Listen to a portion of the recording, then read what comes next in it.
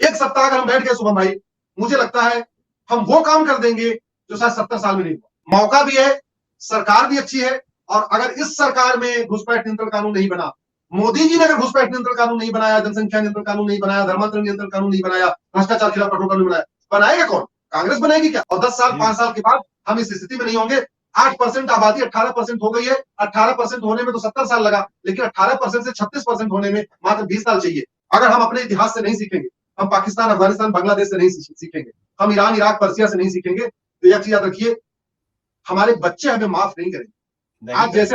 आज जैसे हमने कहा है कि पृथ्वीराज चौहान ने गोरी को क्यों माफ किया, तो ऐसे ही हमारे आने वाली पीढ़ी कहेगी कि सरकार भी बढ़िया थी, मौसम भी बढ़िया था, और हमारे पिताजी घर में बैठ के टीवी देखते रहे, हमारे पिताजी मौज मस्ती करते रहे, एक सप्ताह की छुट्टी नहीं लिए। एक सप्ताह की छुट्टी ले लीजिए, मैं पूरी गारंटी के साथ कहता हूं, दिशा भी बदल जाएगी, दशा भी बदल जाएगी, और बहुत एक नया भारत बने।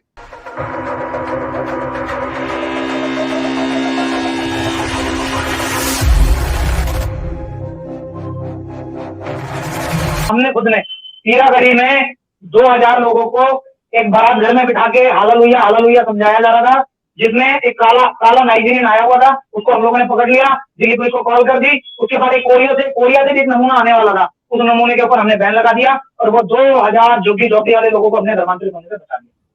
मैं ये बात बताना चाहता हूँ आज शुभम मंगला के माध्यम से, हमारे भाई के माध्यम से, साइबर सिपाही के माध्यम से, भारत में जितने भी ईसाई धर्मांतरित हुए हैं उनमें से 85% से अधिक हमारे अनुसूचित जातियों के लोग हैं, और उन्हें ईसाई बनने के बाद भी मूल ईसाइयों के बराबरी का दर्जा नहीं दिया जाता। वहां जाकर उनके माथे पर एक नया स्टिकर लगा दिया जाता है कि ये लोग दलित ईसाई है, ये लोग दलित ईसाई है।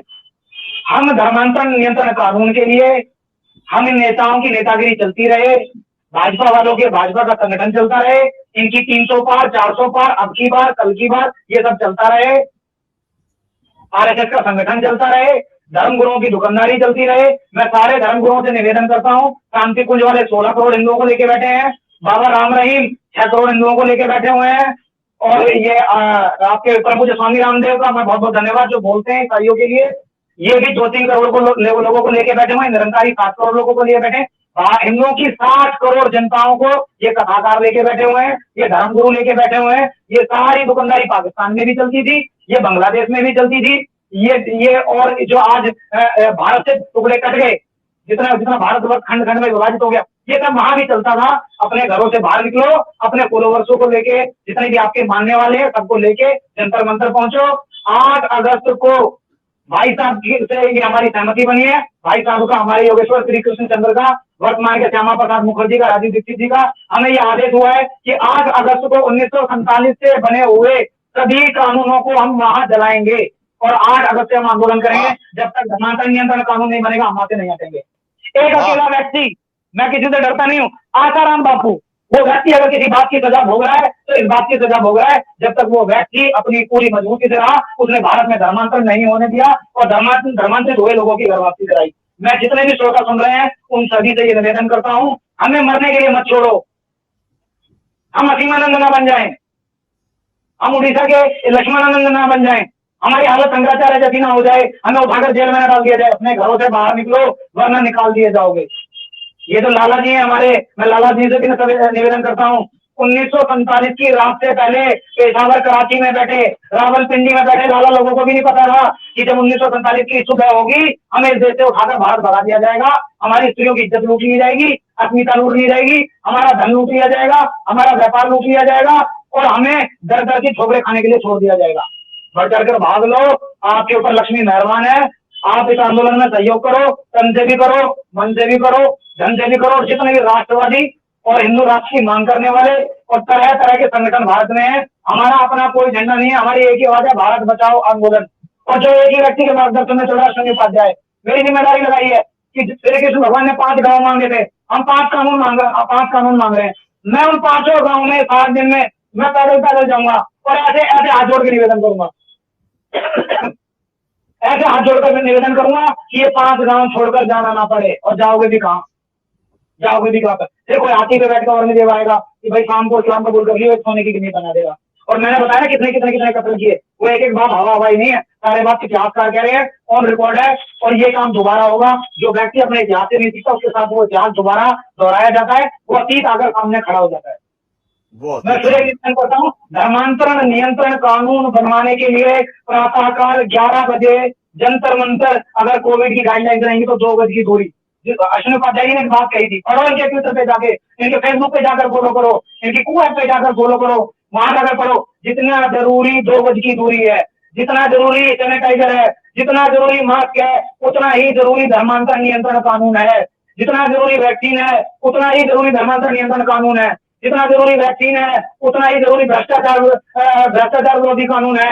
ये काले धन की मांग पर पूज्य स्वामी रामदेव जी ने उठाई। अश्विनी, उनसे पहले अश्विनी उपाध्याय जी ने संगठन बनाया था। सबसे पहले शुरुआत ही अश्विनी उपाध्याय जी ने की थी। उस संगठन में हमारे भारत के जो सर्वे सर्वा जो एडवोकेट थे, मेरे नाम उपाध्याय जी का निवेदन करूंगा, एक बार उनका नाम बताएं। राम जेठमलानी जी, राम जेठमलानी जी उस संस्था के अध्यक्ष थे। वो उपाध्याय जी ने बनाई थी। सबसे पहले पूरे भारतवर्ष में अगर किसी व्यक्ति ने काले धन की आवाज उठाई थी, भ्रष्टाचार की आवाज उठाई थी, वो एक अकेला व्यक्ति था, जिसके साइन से आम आदमी पार्टी रजिस्टर हुई और धर्म से समझौता न करते उस व्यक्ति ने लात मार दी। मैं नमन करता हूँ ऐसे श्री अश्विनी उपाध्याय जी के चरणों में। मैं कहता हूँ ऐसा मजबूत व्यक्ति, मुझे 7 साल हो गया अपना घर छोड़ के रोड पे धक्के खाते हुए, मुझे ऐसा कोई मजबूत व्यक्ति नहीं मिला जो धर्म की इतनी निर्भयता से। बहुत सारे राजनेता है जो चुप रहते मलाई खाते हैं, और एक यही कारण है धर्मांतरण नियंत्रण की आवाज उठाने के कारण, जनसंख्या नियंत्रण की आवाज उठाने के कारण, विद्यार्थियों को उनका अधिकार दिलाने के कारण, समान शिक्षा कानून की आवाज उठाने के कारण, करिया की बहन हो इसके लिए समान नागरिक संहिता की कानून की आवाज उठाने के कारण इन्हें आज तक भाजपा ने राज्यसभा में नहीं भेजा। एक यही कारण है जो इस व्यक्ति की पदोन्नति नहीं की गई। लेकिन हम आवाज उठाएंगे, परमपिता परमात्मा से ये निवेदन करेंगे कि ये हमारे भाई साहब इस देश के राजा बने, इस देश के कष्टों का निवारण करें। क्योंकि मैंने पूरा भारत 4 बार पैदल पैदल घूमा है। इतनी दूरदर्शिता तो इस देश के शंकराचार्य की भी नहीं है, इतना बड़ा मनोबल तो इस देश के शंकराचार्य का भी नहीं है। और मैं शुभमंगला भाई से ये निवेदन करता हूँ कि ज्यादा से ज्यादा इस बात को शेयर करें। और हमारा 4 कानून और बाकी हैं। आपका भी बहुत बड़ा नारद जी, आज आपको एक संज्ञा हमारे भाई साहब ने, नारद जी से मेरा निवेदन है, हमारे 4 कानून हमारे अभी बाकी है। 4 कानूनों पर भी हमें 1-1 घंटा दिया जाए। अगर तक आपके चैनल के माध्यम से भारतवर्ष के हर हिंदू तक पहुंचे, ऐसी हमारी आपसे कामनाएं, ऐसी हमारा आपसे निवेदन है कि हिंदू राष्ट्र का कोई भी लॉलीपॉप ना चूसे। भाई साहब ने बता दिया, यही संविधान है जो हिंदू राष्ट्र की नींव रखेगा। इसमें 1000 संशोधन होने होंगे, हम 1000 संशोधनों की लड़ाई लड़ेंगे। जो अधिकार देता है वो वर्तमान का भारत का संविधान भी देता है, बस ये 100% लागू हो जाए। ये जो छोटे भैया, ये जो छोटे छोटे नेताजी, हिंदू राष्ट्र के सपने दिखा रहे हैं, एक सड़क का नाम तो बदलवा लो, दिल्ली को दोबारा से इंद्रप्रस्थ तो करा दो, बाबरपुर का नाम बाबर पर तो चला गया, बाबरपुर का नाम तो बदलवा दो, मंगोल चले गए, मंगोल का नाम तो बदलवा दो। तो मेरा ये निवेदन है कि ज्यादा से ज्यादा लोग इस वीडियो को शेयर कीजिए, ज्यादा से ज्यादा हमारे चैनल को सब्सक्राइब कीजिए और ज्यादा से ज्यादा हमें सपोर्ट कीजिए। भारत माता की जय। मेरा सभी को नमन, सभी को वंदन। बहुत नमन बड़े भाई प्रीत सिंह जी। मैं कमेंट भी लगातार पढ़ रहा था, तो मुझे लग रहा है कि काफी लोगों को कुछ नॉलेज की भी शायद जरूरत है। एक भाई ने कहा कि चूंकि एक बार कॉन्स्टिट्यूशन पे पूरा डिटेल डिस्कशन हो जाए, तो मैं जरूर चाहूंगा कि वो 20% कॉन्स्टिट्यूशन क्या बचा हुआ है आर्टिकल वाइज देखिए। जैसे आज आर्टिकल 25 हो गया, धर्मांतरण का मतलब आर्टिकल 25। ऐसे एक दिन हम लोग आर्टिकल 44 कर सकते हैं, आर्टिकल 47 कर सकते हैं, आर्टिकल 48 कर सकते हैं, आर्टिकल 312 कर सकते हैं, आर्टिकल 351 जो कहता है हिंदी संस्कृत मैंडेटरी होना चाहिए, उसमें भी कर सकते हैं। ऐसे हम लोग, मुझे लगता है कि जो 5 कानून को लेकर हम लोग 8 अगस्त सुबह 11 बजे जंतर मंतर, रविवार का दिन है। और एक मेरा आग्रह है कि हम सब लोग, रिश्तेदार के यहाँ शादी पड़ती है, घर परिवार में शादी पड़ती है, 1 सप्ताह की छुट्टी ले लेते हैं। हम लोग शिमला मसूरी जाने के लिए 1 सप्ताह की छुट्टी ले लेते हैं। हम लोग घूमने टहलने के लिए 1 सप्ताह की छुट्टी ले लेते हैं। मेरा आपसे आग्रह है, 8 अगस्त को संडे है, 15 अगस्त को भी संडे है, बीच में जो 5-6 वर्किंग डे पड़ रहा है, प्लीज आप लोग छुट्टी प्लान कर लीजिए। 1 सप्ताह के लिए आइए। भोजन की व्यवस्था आप जैसे लोग, जो आप जैसे प्रेमी हैं, जो भोजन की व्यवस्था जंतर मंतर पे करेंगे। हम लोग वहां भीगेंगे, वहां पे खुले आसमान के नीचे बैठेंगे, हम भी अगर बारिश होगी हम भी भीगेंगे, आप भी भीगेंगे, जो भी होगा सबके साथ होगा। कोई भूखा नहीं रहेगा, ऐसा दिल्ली में लोग हैं, कोई भूखा नहीं जाएगा। लेकिन अगर हम 1 सप्ताह अगर हम बैठ गए शुभम भाई, मुझे लगता है हम वो काम कर देंगे जो शायद 70 साल में नहीं हुआ। हम 7 दिन में वो काम कर देंगे। हम 7 दिन के अंदर, 8 अगस्त से 15 अगस्त, 7 दिन में वो काम कर देंगे जो शायद 70 साल में नहीं हुआ। मौका भी है, सरकार भी अच्छी है, और अगर इस सरकार में घुसपैठ नियंत्रण कानून नहीं बना मोदी जी ने अगर घुसपैठ नियंत्रण कानून नहीं बनाया, जनसंख्या नियंत्रण कानून नहीं बनाया, धर्मांतरण नियंत्रण कानून नहीं बनाया, भ्रष्टाचार खिलाफ कठोर कानून बनाया, बनाएगा कौन? कांग्रेस बनाएगी क्या? और 10 साल 5 साल के बाद हम इस स्थिति में नहीं होंगे। 8% आबादी 18% हो गई है। 18% होने में तो 70 साल लगा, लेकिन 18% से 36% होने में मात्र 20 साल चाहिए। और एक चीज ध्यान रखिए, 30-32% जिसको वोट मिलता है वो सरकार बना लेता है। जब कोई आबादी 36% हो जाएगी, सरकार उसकी बनेगी। और पूरे पूरे दुनिया में घूम के देख लीजिए, जहां जहां ऐसी सरकारें बनी है, न वहां सेकुलरिज्म बचा है, न गंगा जमनी तहजीब बची है, न समता समानता संविधान बचा है। फिर तो वहां एक ही चलता है, एक नियम बाकी के लिए होता है, बाकी दूसरा नियम काफिरों के लिए होता है। और एक बात और, हम पाकिस्तान में 23% थे शुभम भाई, आज की डेट में 2% बचे। 21% हिंदू खत्म हो गए पाकिस्तान में 70 साल के अंदर। ऐसा नहीं कि हिंदुओं के बच्चे नपुंसक होते हैं, ऐसा नहीं हिंदुओं की लड़कियां बाज होती है। धर्मांतरण कराया गया 70 साल में 21% से 2%। बांग्लादेश से बना था, हम 30% थे, आज वहां 8% बचे हैं, 22% खत्म हो गए। ऐसा नहीं हिंदू नपुंसक होते हैं, ऐसा नहीं हिंदुओं की लड़कियां बाज होती है। अगर हम अपने इतिहास से नहीं सीखेंगे, हम पाकिस्तान अफगानिस्तान बांग्लादेश से नहीं सीखेंगे, हम ईरान इराक पर्सिया से नहीं सीखेंगे, तो यह चीज याद रखिए, हमारे बच्चे हमें माफ नहीं करेंगे। आज जैसे हमने कहा है कि पृथ्वीराज चौहान ने गोरी को क्यों माफ किया, वैसे ही हमारे आने वाली पीढ़ी कहेगी कि सरकार भी बढ़िया थी, मौसम भी बढ़िया था, और हमारे पिताजी घर में बैठ के टीवी देखते रहे, हमारे पिताजी मौज मस्ती करते रहे, एक सप्ताह की छुट्टी नहीं लिए। एक सप्ताह की छुट्टी ले लीजिए, मैं पूरी गारंटी के साथ कहता हूं, दिशा भी बदल जाएगी, दशा भी बदल जाएगी, और बहुत एक नया भारत बने। क्या बात है भाई, क्या बात है भाई साहब, कमाल कर दिया आपने। बहुत इतने स्पष्ट शब्दों में इतना क्लियर मैसेज नहीं डाल सकता कि आता हूं प्रीत भाई आपके पास में। इतने स्पष्ट शब्दों में इतना क्लियर मैसेज अश्विनी जी के लिए, जो जितने शब्द भाई प्रीत सिंह जी ने कहे हैं, उनकी मतलब कहते हैं कि उनके चावल जो चढ़ाए हैं उसी में मैं अपनी भी छोटी सी आहुति वर्ड करता हूं कि ये वो सारे शब्द है एक्चुअली दुनिया की किसी भी डिक्शनरी में वो शब्द है नहीं जो हम भाई साहब के लिए बोले। हम तो मस्ती मजाक में बोल देते हैं और भाई साहब मंद मंद मुस्कुरा देते हैं, आंखों को पलकों को झुका करके, ये हमें आशीर्वाद मिल जाता है, हम समझ जाते हैं, हम ये भाषा समझते हैं।